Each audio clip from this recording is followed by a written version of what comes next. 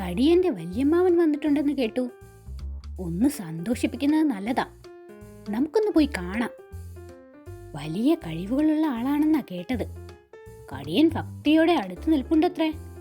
അങ്ങേരങ്ങനെ നിൽക്കുന്നത് കൂടി ഒന്ന് കാണണം. ഹഹ, അറിഞ്ഞോ, കടിയന്റെ വല്യമ്മാവൻ വന്നു.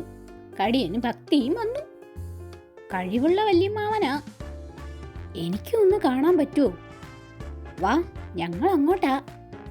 വല്യമ്മാവ, ഇവിടെ ഇരിക്കാം.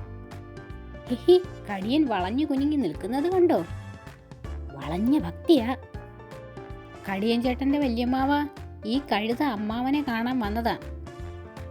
കഴുതകൾ മാറി നിൽക്ക്. തടയണ്ട മോനെ, എനിക്ക് എല്ലാവരും ഒരുപോലെയാ. കഴുതയാവട്ടെ, കുതിരയാവട്ടെ, തവളയാകട്ടെ, ആമയാകട്ടെ, നമ്മൾ സ്നേഹം കാണിക്കണം. പാറ്റയാകട്ടെ, പന്നിയാകട്ടെ, നമ്മൾ അകറ്റി നിർത്തരുത്. വല്യമ്മാവന് വലിയ കഴിവുണ്ടെന്ന് പറഞ്ഞത് വെറുതെയാ അല്ലേ സൂത്ര? മിണ്ടാതിരി.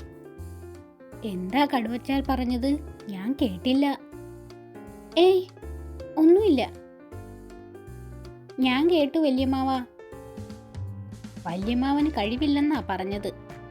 എടാ, എന്നാലും എന്തിനാടോ താൻ അത് പറഞ്ഞത്? ശരിക്കും വല്യമ്മാവന് കഴിവില്ല സൂത്ര. ആ കഴുതയെ നോക്കി കുതിരയാവട്ടെ, തവളയാവട്ടെ, പാറ്റയാവട്ടെ എന്നൊക്കെ പറഞ്ഞില്ലേ? എന്നിട്ടവൻ കുതിരയായോ, പാറ്റയായോ?